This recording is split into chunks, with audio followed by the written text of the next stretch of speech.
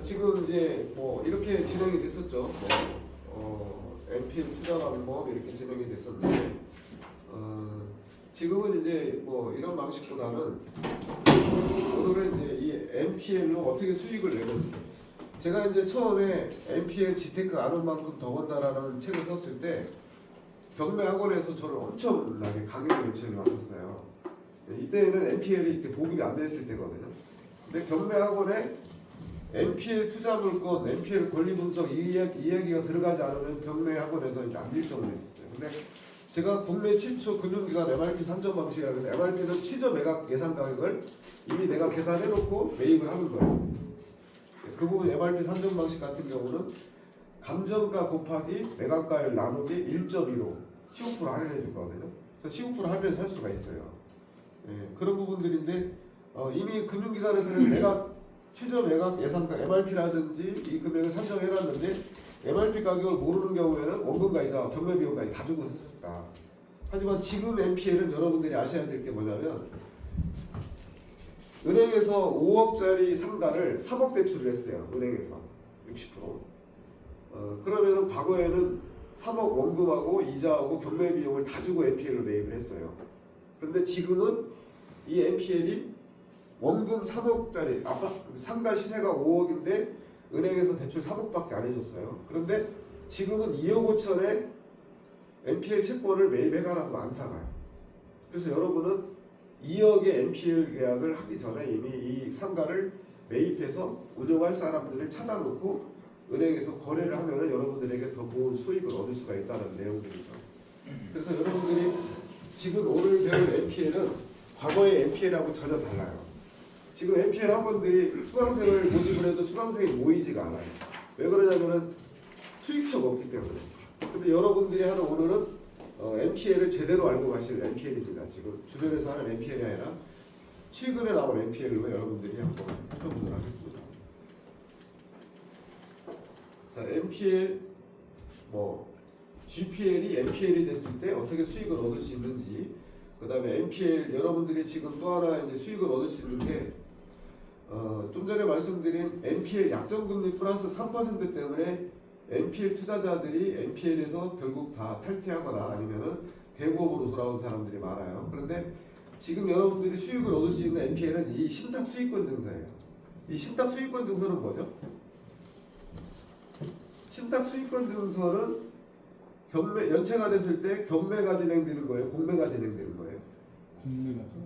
공매가 진행되는 거죠. 왜 그러냐면 우리가 아파트를 근저당 설정을 하고 채권 최고액 지금 1금융권은 110% 설정을 하고 2금융권은 120% 설정을 합니다. 이때 지역별 최우선 면제금을 빼주기 때문에 대출 한도가 적게 나오죠. 하지만 이제 이 신탁 수익권 증서는 지역별 최우선 면제금 공제를 하지 않아요. 그렇기 때문에 은행에서 신탁으로 많이 나가죠. 무슨 말이냐면은 주거용 오피스텔을 3억에 분양을 했는데 은행에서는 지역별 최우선 면제 차감을 하지 않고 3억 원에 80%면 2억 4천 대출해준단 말이에요. 그런데 2억 4천에서 서울물건의 지역별 최우선 면제금 5천을 빼면은 대출 한도가 2억 4천 나올 때 1억 9천밖에 안 나오겠죠. 그래서 그 지역별 최우선 면제금을 배제하는 신탁 수익권 증서로 대출이 나간다. 그러면 등기부등본에 수익권 증서가 찍혀요. 이렇게. 국제자산신탁. 그럼 이게 연체가 되면은 국제자산신탁 본사에서 공매가 진행이 돼요. 지금 이제 무궁화신탁이 넘어갔는데 무궁화신탁 같은 경우도 여기 테헤란로 본사에서 공매가 진행이 됐었죠. 이게 여러분들이 지금 수익을 얻을 수 있는 수익처예요. 무슨 말이냐면 5억짜리를 여러분들이 이거는 NPL로는 대출이 3억이 나가도 2억 5천에 사올 수 있는데 이건 1억 5천에 사올 수가 있어요. 단지 이게 단점이 뭐냐면은 여러분들이 직접 소유권을 넘겨받아야 돼. 근저당권 이전 비용이라든지 이런 부분이 있죠. 이게 이런 부분들이 이제 한번 살펴볼게요.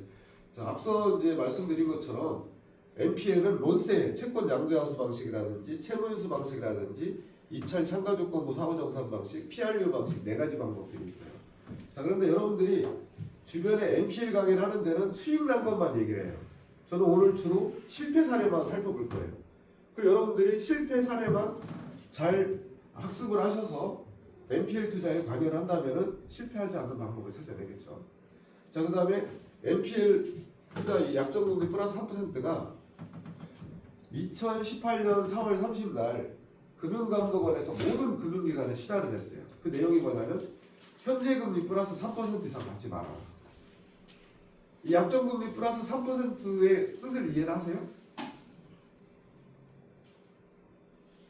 과거에는 채권 취고액의 피담보 채권의 범위 내에서 얼마든지 대출을 받을 수 있어 배당을 받을 수 있었어요. 그런데 고객과 여러분들이 은행에 대출을 받으러 가면은 아파트는 금리가 3.5, 상가 같은 경우는 4%, 토지는 4.5 이렇게 이율이 다 달라요 담보마다. 자 그런데 토지로 여러분들이 저축은행에서 5% 대출을 받았어요. 80%, 5%. 그러면 5%에 과거에는 저축은행에서 20% 연체이자를 받을 수 있었는데 고객과 은행과의 여러분들이 계약을 한 게 5%라면 5에서 3을 더하면 3%밖에 배당을 못 받는단 말이에요. 경매가 들어갔을 때. 그러면 지금 NPL 질권대출이자가 9.5인데 제2 유니캐피탈에서 지금 여기 이 자체만으로도 마이너스 1.5잖아요. 그래서 이거를 해지할 수 있는 방법이 이 시가지가 있는데 여기서 여러분들이 주로 보시면 될 것 같아요. 그 다음에 NPL 수익형 벌리면서 하는 것도 한번 살펴보도록 하겠습니다. 연체금리, 약정금리가 아니라 연체금리 아닌가요? 연체금리도 연체가 되잖아요. 대법도 약정금리 플러스 3%고 그러니까 배당받을 수 있는 최고이자가 지금 법정 연체이자가 20이잖아요. 20. 배당받을 수 20을 초과하면 안 되죠. 근데 그 전에 이미 약정금리 플러스 3% 이상의 최고이자라는 거죠. 여기서 이상 배당을 못 받는다는 거예요.